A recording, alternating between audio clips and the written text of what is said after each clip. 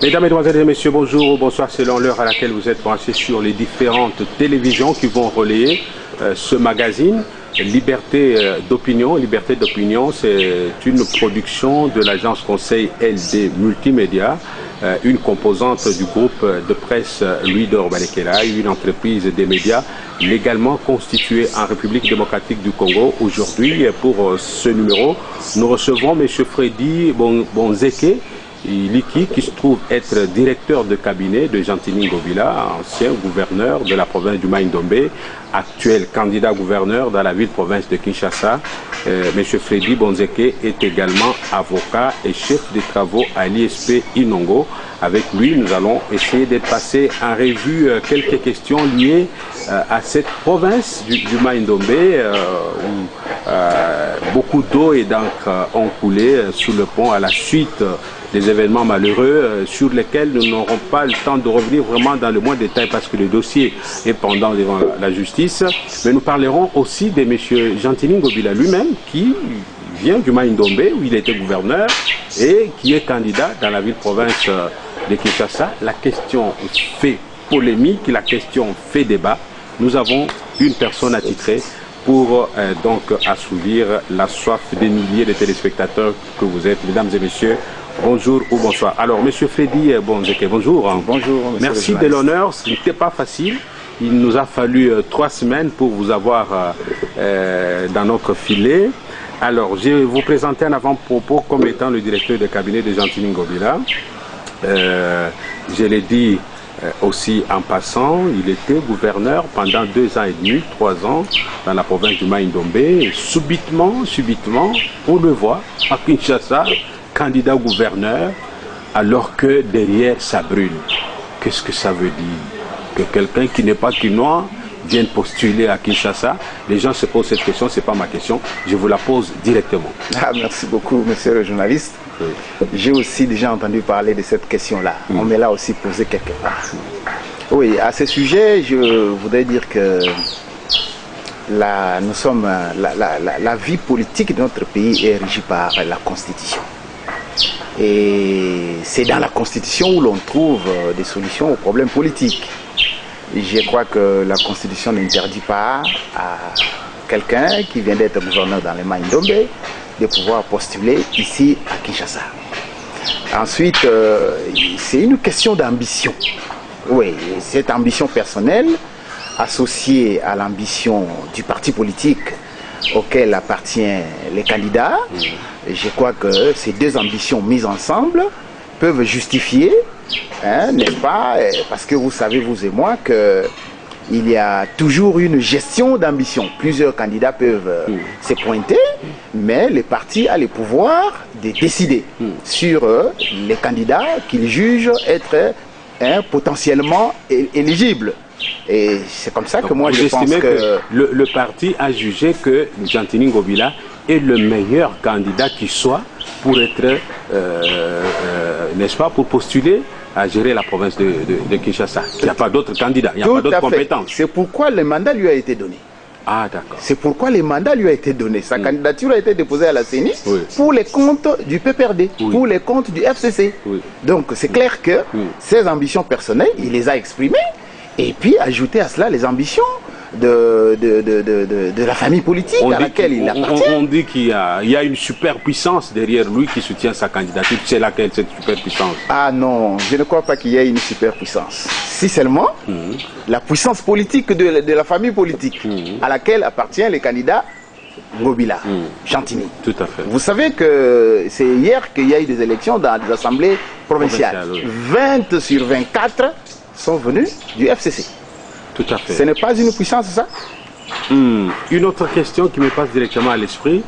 Comment expliquez-vous que les gens disent qu'il a mal géré la province du Mai-Ndombe et qu'il prétend gérer la province de Kinshasa, qui est une mégapole aux multiples défis? C'est de l'intoxication seulement.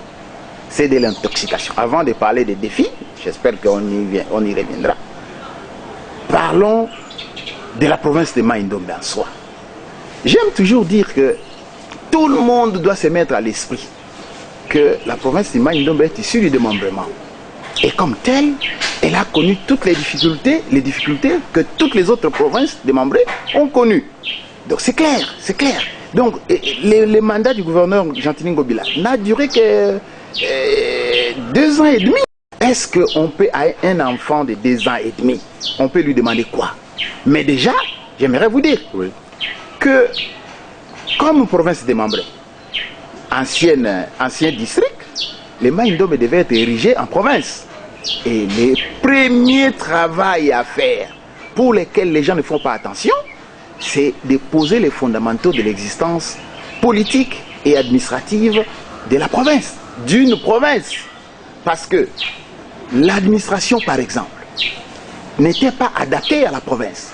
Là, on trouvait des agents de bureau de première classe qui étaient chefs de service. Alors que dans une province, c'est au niveau des chefs de division.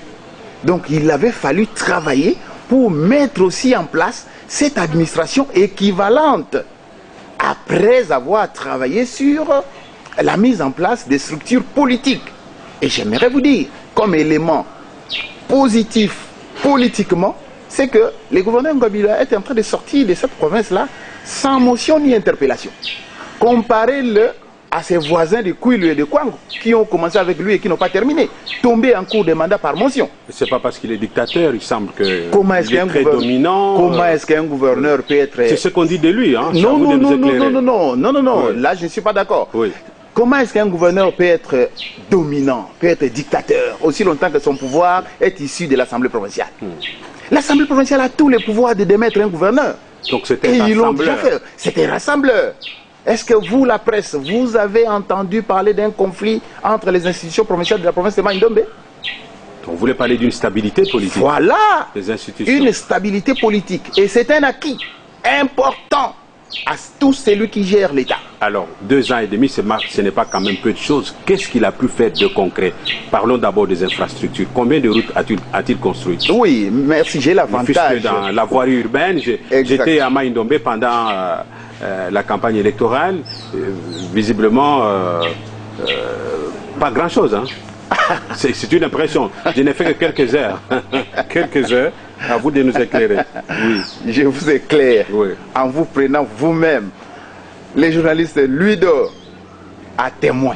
Je vais nier parce que le journaliste n'est pas partisan. Parce que j'ai eu moi l'avantage de vous avoir à Inongo par 2 fois. N'est-ce pas? Oui. Vous êtes venu à Inongo à l'époque du secrétaire général Évariste Bouchab, quand il battait campagne en 2011. Et moi, j'étais le fédéral du PPRD. C'est moi qui vous ai reçu là-bas. Vous avez certainement l'idée de la tribu, vous avez certainement l'idée de l'aéroport, vous avez certainement l'idée des routes, parce que nous avons fait avec vous de l'aéroport jusqu'à la tribune. À pied. À pied. Vous vous rappelez? Et aujourd'hui, vous étiez à Inongo pendant la campagne du camarade Chadal. Vous avez vu quand même les routes, bien qu'en terre battue, mais les routes ont été agrandies. Et agrandi de quelle manière? Agrandi parce que le gouverneur Gentilin Ngobila a mis en place un service de cantonnage manuel qu'on appelle CEPROCAM en sigle. Et il a entretenu ces routes-là à main, avec la main. Pas une seule machine, pas un seul tracteur. Et la créativité a fait que nous puissions, qu'il puisse mettre en place ces services-là qui nous a aidés à entretenir les routes. Est-ce que le chef-lieu de la province... Ah oui, allez-y. Ensuite. Oui. Vous y étiez. Vous avez quand même vu l'éclairage public. Ne me prenez pas trop à témoin. Ah d'accord. Je suis journaliste. Je vous en prie, je vous épargne. Oui, allez-y. De cela. Donc je disais que le gouverneur Gentilin Ngobila, parmi ses réalisations, il a lancé l'éclairage public à Inongo. Il a dû acheter à fonds propres, sur fonds propres, un groupe électrogène de 800 kVA, ajouter à cela un groupe électrogène de 110 kVA, 2 groupes électrogènes, seulement pour les besoins de l'éclairage public. Il a dû faire tous les plaidoyers possibles au niveau de la SNEL pour que, aujourd'hui, au moment où nous parlons, à Inongo, les travaux de raccordement, de distribution de l'énergie électrique est en train de se faire à travers la ville. Est-ce que ça, là, ce n'est pas une réalisation, ça? Vous étiez, je ne voudrais pas encore vous prendre à témoin, mais du moins. La réhabilitation, par exemple, de la salle polyvalente. Vous savez, quand le chef de l'État, Joseph Kabila, avait décidé que la formation des territoriaux, des cadres territoriaux de la province du Congo central, de l'Équateur, et plus ou moins 5 provinces, puisse se dérouler à Inongo, dans la province de Maïndom.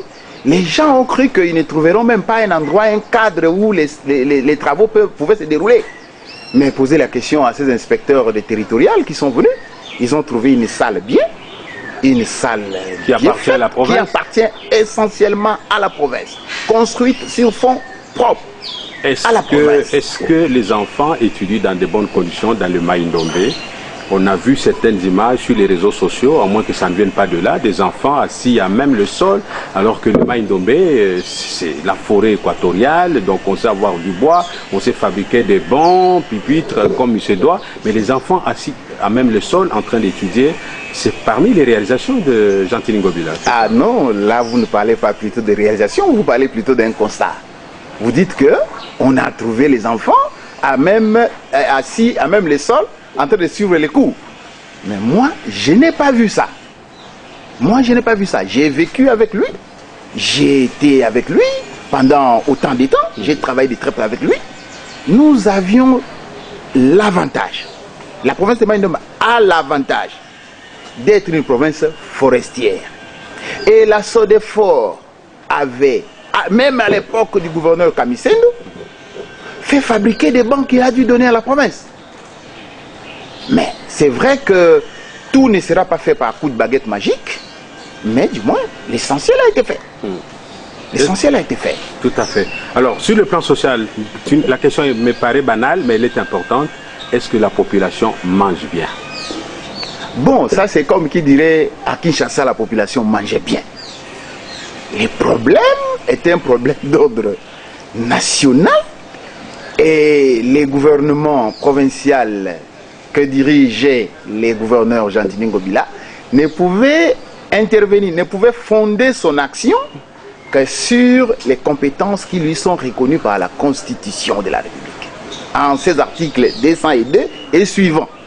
Donc ce n'est pas dans n'importe quel domaine que un gouvernement provincial peut intervenir. Donc la pauvreté, c'est une question nationale, c'est une difficulté nationale. L'excuse aussi est nationale. Dans n'importe quelle province, on va trouver des gens qui ne mangent pas bien. Donc on mange une fois tous les 2 jours, à tour de rôle, dans le foyer. Non, nous au Maïndombe, on a l'avantage d'avoir un lac à côté. Hein? Ah, au moins à Kinshasa, c'est faisable. Au moins à Kinshasa, il y a des familles où on retrouve qu'il y a un horaire pour manger. Sur 3 jours, 2 enfants peuvent manger un morceau de chikwang avec un morceau de chinchard. Si tel est le cas, si tel est le cas, il faudrait qu'on réfléchisse. Mais pourquoi? Qu'on définisse la cause de cette situation. Cette situation-là, si elle est telle que vous la décrivez, évidemment, c'est une situation de pauvreté généralisée. C'est pour cela chômage. L'excuse aussi est généralisée. Hein? Bon, on va y consacrer une autre émission. Voilà. Alors, dites-moi un peu, quelles sont les sources de revenus, des recettes de la province du Maïndombe et combien d'argent aujourd'hui, à la remise et reprise, Jean-Tini Ngobila va laisser dans les caisses de la province à son successeur? Bien, la remise et reprise n'a pas encore eu lieu. On ne sait pas encore déterminer avec précision combien d'argent il restera dans la caisse de la province. En tant que directeur de cabinet, vous avez une idée? Non, je ne peux pas avoir une idée parce que je ne peux pas avoir une idée fixe maintenant parce que jusqu'à la date des élections, jusqu'à quand le gouverneur Jean-Tini Ngobila va rendre l'établier, il est gouverneur. Il continue à engager la province. Il continue à exécuter les missions. Par exemple, maintenant là, il y a une mission sous la coordination de la présidence de la République qui se trouve être à Yumbi. Et cette mission-là doit aussi être corroborée, doit aussi être accompagnée par une équipe de la province. Ce sont des frais d'émission à payer, ce sont des transports à payer, c'est tout ça là. Donc c'est à la remise-reprise qu'on saura exactement répondre à cette question. Mais déjà, vous avez posé une intéressante question. D'où viennent les ressources de la province de Maïndombe? Ah oui. Après le découpage. Oui, après le découpage. D'abord, il y a les frais de rétrocession qui viennent du gouvernement central. C'est régulier? Bon, beaucoup de provinces se plaignent que le gouvernement central ne rétrocède pas. Bon, les 40% ne sont jamais rétrocéder. Là, c'est sur l'ensemble de la province. Mais et du moins, le gouvernement... Vous avez laissé faire pendant autant d'années. Mais du moins, les gouvernements central envoient, parce qu'il faut dire les choses clairement comme elles sont, 63 millions de francs congolais pour les salaires. Et ce n'est pas un secret pour personne que il n'y a pas d'argent dans les mains. Pour le fonctionnement, c'est 43 millions de francs congolais. Voyez-vous? Donc c'est tellement insignifiant que... Et à cela s'ajoute probablement, les ressources propres que génère la province. Mais les ressources propres là doivent être générées sur quoi? Sur les impôts et les taxes, hein, les impôts rétrocédés à la province et les taxes. Faut-il la population paye les taxes. Justement, faut-il encore qu'il y ait des activités imposables? Oui. Faut-il encore qu'il y ait des activités? Prenons la vignette. Si on doit créer, il y a une recette sur la vignette. C'est sur les véhicules, non? Oui. Monsieur le journaliste, vous pensez qu'il y a combien de véhicules dans le Maïdom qui puissent payer la vignette et faire une recette? Presque pas. J'ai vu plus de motos que de véhicules, voilà, de vélos. Voilà. C'est un défi. Voilà. Et même si à l'extrême, quelqu'un pouvait vous dire que mais ils ont la Sodefort là-bas. Qu'est-ce que la le lac Sodefort à côté, c'est une source de richesse aussi. Mais là, il faut de gros moyens, non? Oui. Là, il faut même si on dit qu'il y a du pétrole là-bas, il faut de gros moyens. Les gros moyens que la province c'est un très beau lac, je l'ai vu en survolant. C'est merveilleux. Voilà, je vais passer à une autre étape que la population, que les téléspectateurs attendent. Monsieur Gentini Ngobila, nous l'avons dit, ancien gouverneur du Maï-Ndombe, qui est candidat dans la ville-province de Kinshasa, très attaqué dans le dossier des tueries intervenues à Yumbi. Quelle est sa responsabilité pénale et politique dans cette affaire? Parce que ça lui colle à la peau. Merci beaucoup, monsieur le journaliste. Je voudrais commencer par rafraîchir la mémoire de nos téléspectateurs, par deux faits. Le premier fait, c'est que ici, dans ces pays, on sème souvent l'agitation et on fait précéder les mensonges de la vérité. Les chefs de l'État, Joseph Kabila, les présidents sortants, oui, n'est-ce pas? On a dit de lui en 2011 que Atekimboka. Et ça a pris de l'ampleur dans ces pays ici. Tout à l'heure là, il n'y a pas longtemps, lui dit qu'il va respecter la Constitution. Les gens lui ont prêté toutes sortes d'intentions. Ah non, ce n'est pas vrai. Ah non, ce n'est pas tout ça. Vous voyez, mais aujourd'hui, on parle de passation pacifique et civilisée du pouvoir avec Louis Kabila. Vous voyez ça? J'aimerais que les téléspectateurs puissent avoir ça à l'esprit. Deuxièmement, les conflits communautaires sont récurrents dans toutes les provinces.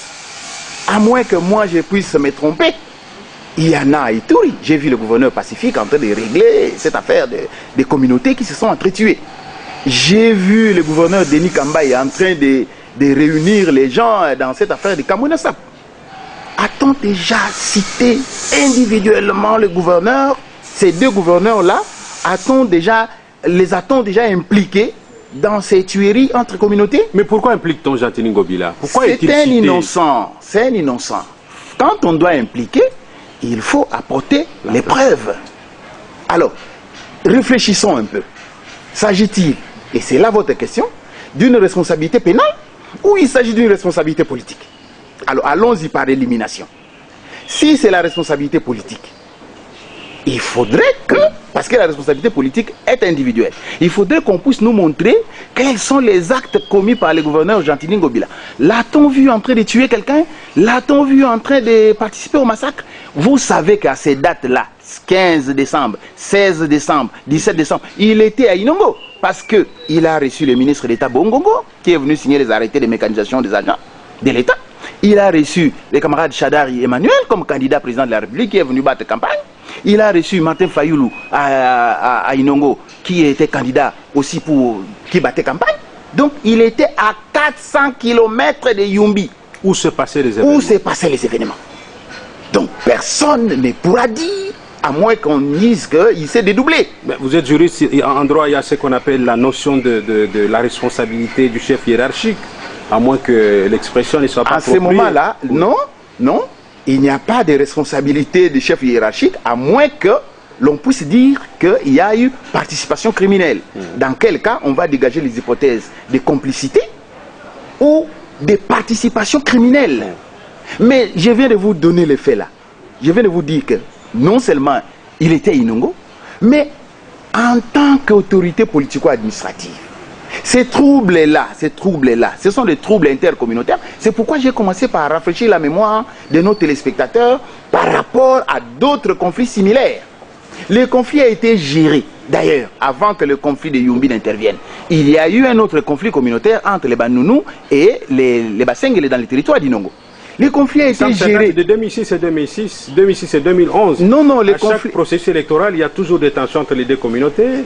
Là, c'est entre Batende et Banounou. Oui. Ok. Oui. Là, c'est entre Batende et Banounou. Oui, exactement. Mais je viens de dire qu'ici, pas plus tard au mois de novembre, il y a eu des affrontements entre les Batende, entre les Banounou et les Bassengele dans les territoires d'Inongo, dans un village qu'on appelle Nkuboko, dans le groupement d'Mpenda, si je ne me trompe pas. Vous voyez?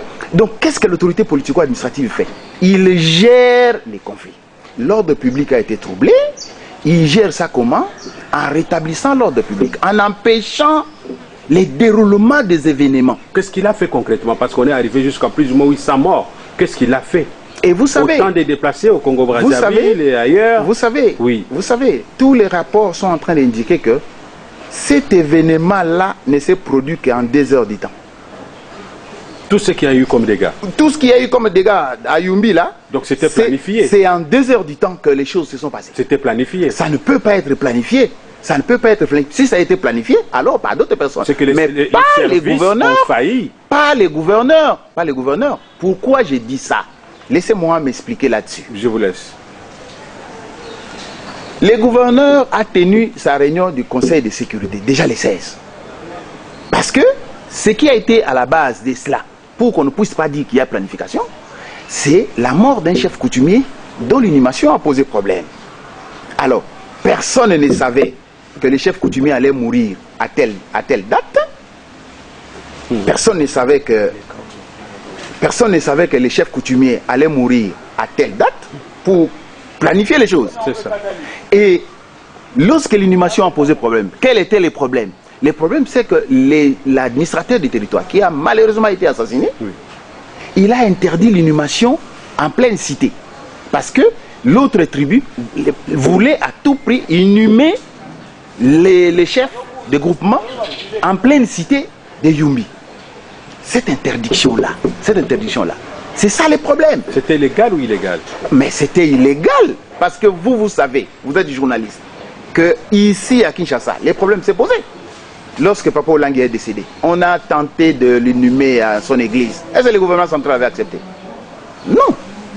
Non. Ah, donc la mesure de l'AT était légale. Était légale. Parce qu'il faut, n'est-ce pas, pour inhumer quelqu'un en pleine cité, il faut non seulement des autorisations. Voilà, on ne va pas remuer le couteau dans la plaie.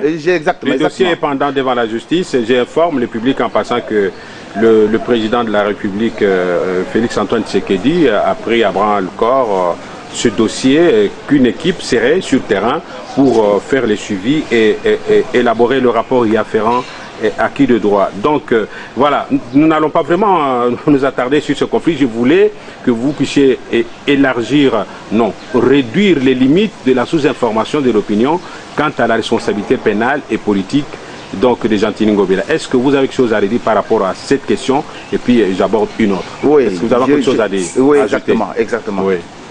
Le gouverneur Jean-Tini Ngobila, en tant qu'autorité politico-administrative, il a posé les actes de l'État pour, n'est-ce pas, empêcher. Mais ça n'a pas marché. Mais il y a eu des morts. Ça n'a pas marché.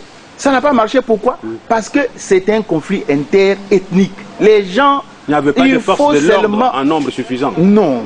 Tous les territoires de Yumbi, si je ne me trompe pas, n'avaient que 8 policiers, avec 2 armes et 5 munitions. C'est pas vrai ça? Oui, je vous informe.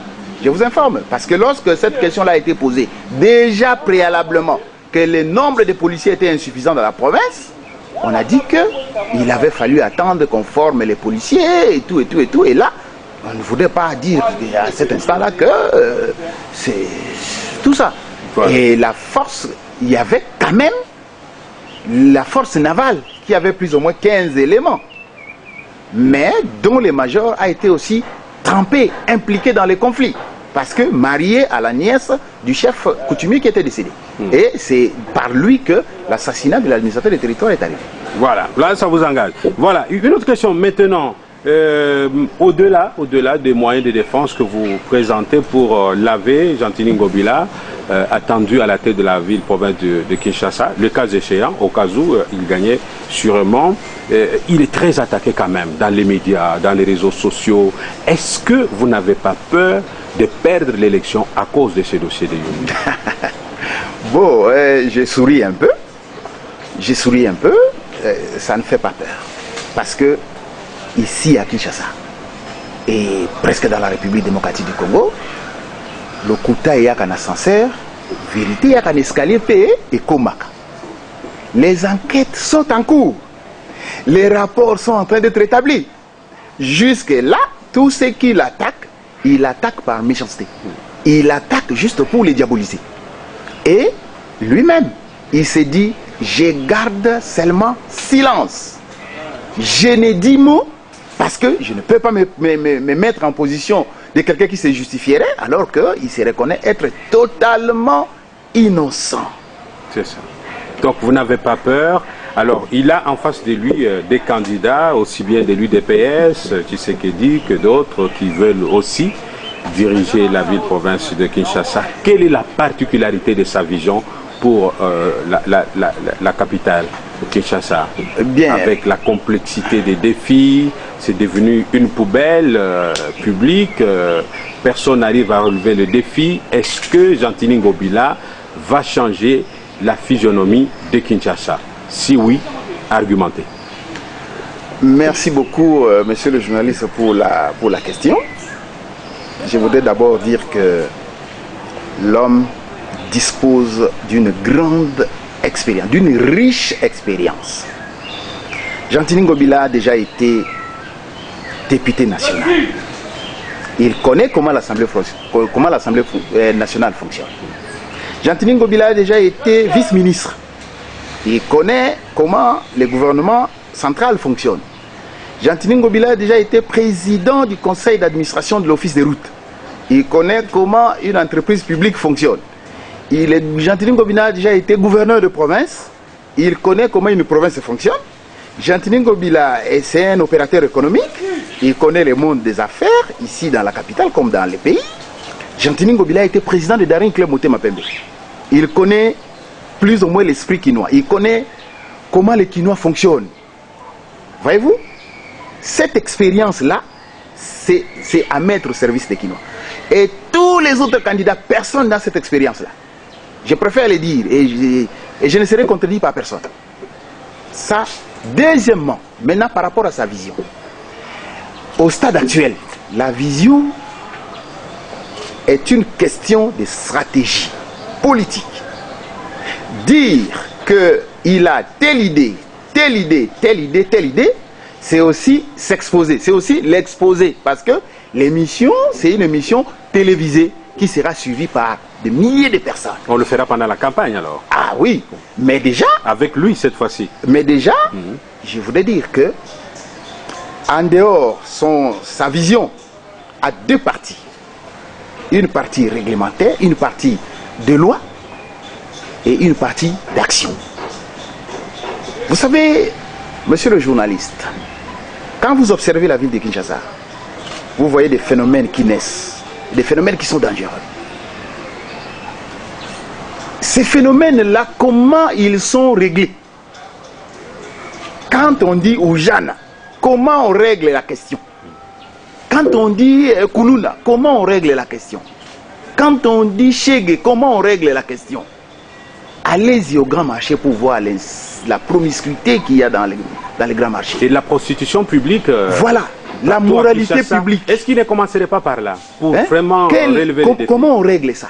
C'est là où moi j'ai dit que... Casser la complexité qu'il y a, la complicité qu'il y a entre les prostituées et les policiers. Voilà, hein? Voilà, un peu tout ça. Et le passé a montré que une certaine méthode d'agir expose les autorités aux multiples attaques des droits de l'homme, et ainsi de suite. Donc il faut trouver une intelligence à mettre pour résoudre certaines questions qui constituent malheureusement des défis pour la ville de Kinshasa. Donc, je crois qu'il ne manquera pas. Il ne manquera pas. Il a les atouts nécessaires. Il ne manquera pas de proposer, de faire des propositions dédiées quant à ce. Voyez-vous? Oui. Parce que l'affaire doit, tous ces phénomènes-là doivent être gérés dans des lois pour tracer un cadre légal de traitement de ces genres de choses. Pour que quiconque viendrait même après puisse trouver un cadre légal. Exact. Autrement dit, le gouverneur Gentilin Ngobila, il s'apprête à améliorer les cadres légaux de la ville de Kinshasa. Qui n'existait pas. Ah voilà.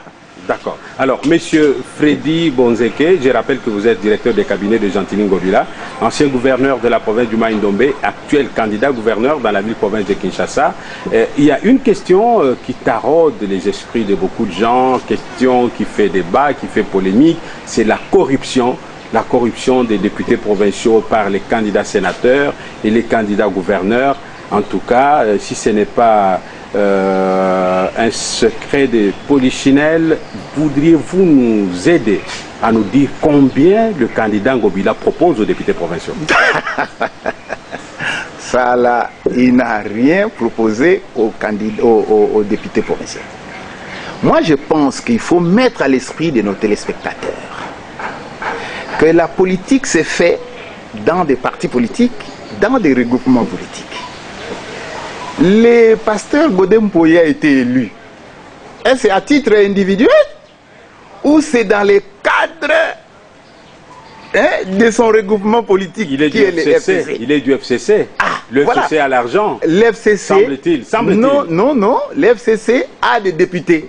C'est pourquoi j'ai dit que 20 présidents sur 24 sont du FCC. Président des assemblées provinciales. Des assemblées provinciales. Sont du FCC. Vous déduisez également que vous allez gagner. Oui, moi je suis optimiste. Ou vous n'avez pas de majorité, les députés provinciaux. Mais comment est-ce qu'on peut dire que le FCC n'a pas de majorité à Kinshasa? Ah, peut-être je suis sous-informé. Ah, voilà. L'UDPS a beaucoup. L'UDPS n'a que 12 députés. L'UDPS n'a que 12 députés provinciaux. Et le FCC? Et le FCC en a plus de 25. Automatiquement, vous êtes sûr de gagner. Si le mot d'ordre est donné, les élections se font dans des groupements, dans des regroupements politiques. Et c'est là où se trouve le problème. Vous êtes vous-même, vous-même là, nous-mêmes là. Nous avons été des candidats, députés nationaux. Oui. La caution a été payée par les partis. Pas malheureux, mais non élu. Non élu. C'est pas non nommé. Non nommé. Merci, vous avez bien dit les choses. Oui. La caution a été payée par les partis. Pour tout le monde. La candidature a été retenue par les partis à travers des séances de validation des candidatures.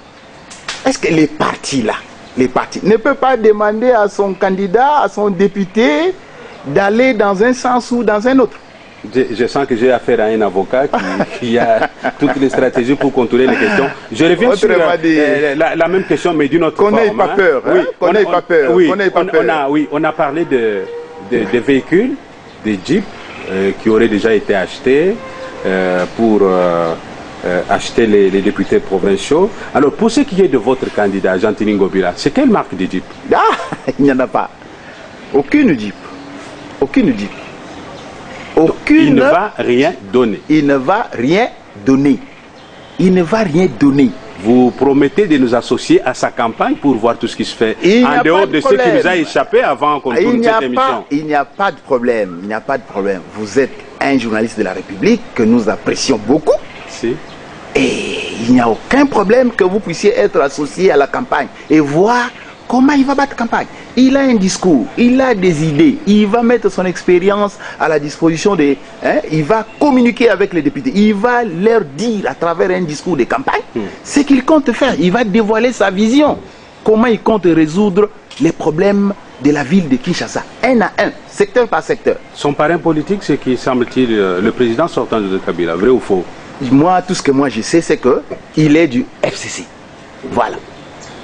Un mot de la fin, M. Freddy Bonzeke et Iliki. Je rappelle pour ceux qui viennent de suivre l'émission à la fin, nous tendons exactement vers la fin, que cette émission Liberté d'opinion, une production de l'agence Conseil LD Multimédia, une composante du groupe de presse Ludo Walekela, une entreprise de médias légalement constituée en République démocratique du Congo, recevait aujourd'hui le directeur de cabinet de M. Gentili Ngobila, ancien gouverneur du Mai-Ndombe et candidat gouverneur dans la ville-province de Kinshasa.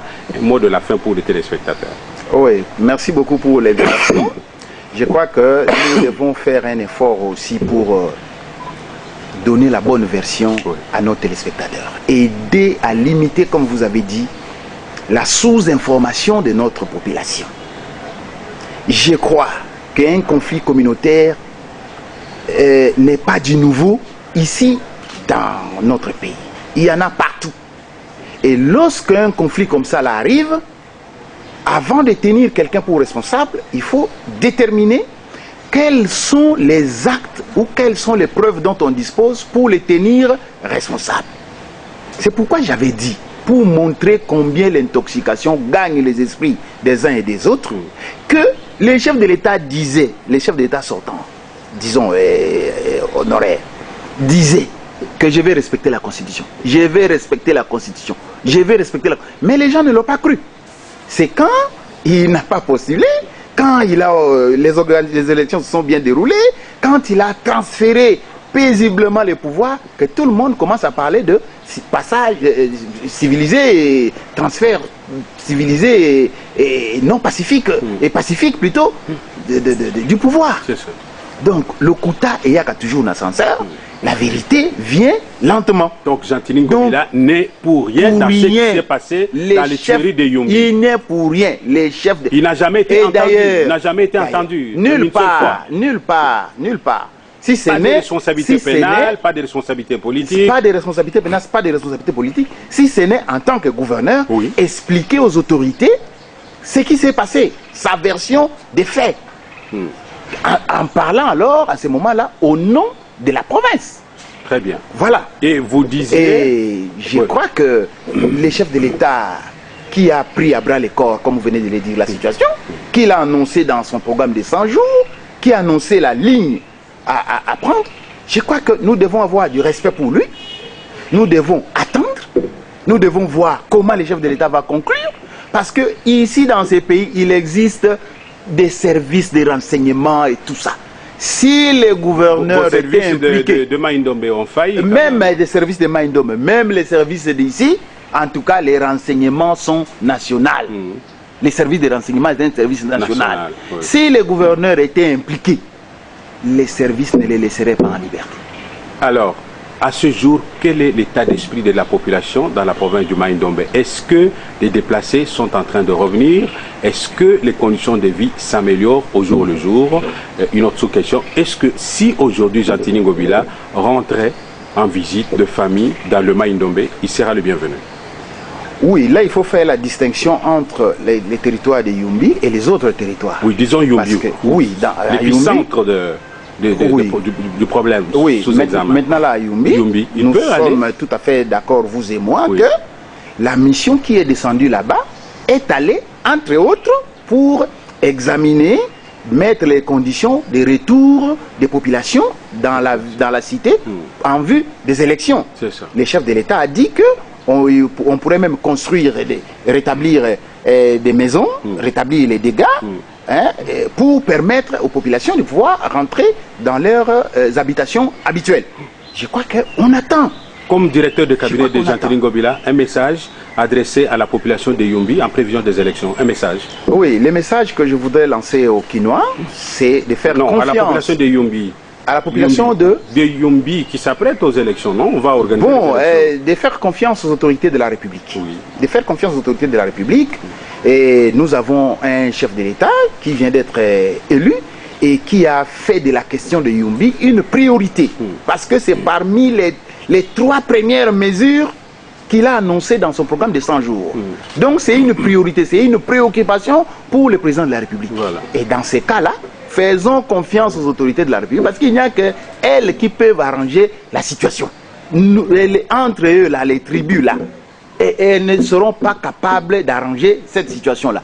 Ce sont des inimitiés qui datent de longtemps et ce n'est pas aujourd'hui que si on ne fait pas attention, ils vont se régler les comptes et puis ce sera tuerie sur tuerie, tuerie sur tuerie. Ce qui n'est pas bon. Ce qui n'est pas bon. Donc il faut que, puisque l'État s'est entreposé, s'est posé entre les deux peuples pour les obliger à vivre ensemble, faisons seulement confiance à ces autorités, mettons les choses, réconciliez-vous, vous qui êtes de ces deux tribus, réconciliez-vous.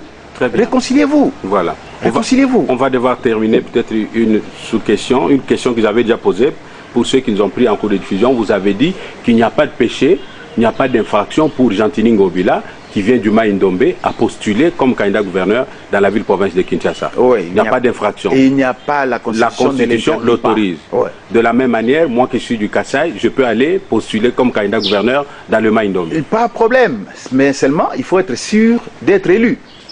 Parce que les élections des gouverneurs de province, c'est une élection indirecte.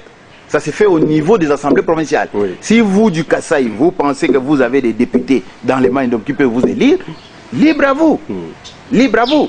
N'est-ce pas que les députés de la législature passée du Bas-Congo qui étaient élus au Nord Kivu, comment il s'appelle? L'ancien gouverneur là. Oui.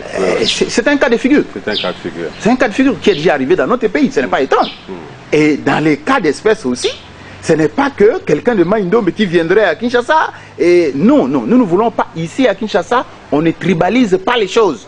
Ici, c'est une ville cosmopolite, multiculturelle, avec plusieurs ethnies. Ici, on ne parle pas d'ethnie ici. Si on parlait d'ethnie, Kimbuta n'aurait pas été gouverneur. Et avant Kimbuta, après là. Ici, c'est la capitale des institutions. C'est la capitale du pays. D'accord. On ne parle pas des tribus ici. Voilà, merci. Ou des régions, ou des provinces ici. Merci de tout cœur. Merci à vous, mesdames et messieurs, d'avoir été des millions à nous suivre à travers les différentes télévisions partenaires qui relayent ce magazine Liberté d'opinion. C'est un magazine auquel vous allez vous habituer de plus en plus. Une production de l'agence Conseil LD Multimédia, une propriété à nous-mêmes légalement constituée. Merci d'avoir été des millions à nous suivre pour le compte de cette émission où nous parlions de Gentini Ngobila comme candidat gouverneur dans la ville-province de Kinshasa. Ceci nous a permis, avec bien entendu la présence de son directeur de cabinet, M. Freddy Bonzeke sur ce plateau, de parler de son bilan dans le Mai-Ndombe, de parler de ce conflit qui a fait couler beaucoup d'encre et de salive à Yumbi, où il y a eu beaucoup de morts. Et vous avez suivi un appel à la paix et à participer aux prochaines élections qui seront organisées dans un jour à venir par le représentant du gouverneur Gentini Ngobila sur ce plateau. Nous avons également parlé de ses chances de gagner, n'est-ce pas, l'élection comme gouverneur de la ville-province de Kinshasa. Mesdames et messieurs, si vous avez aimé cette émission, nous vous disons très sincèrement merci. D'ici là, portez-vous très bien. Merci beaucoup. Merci.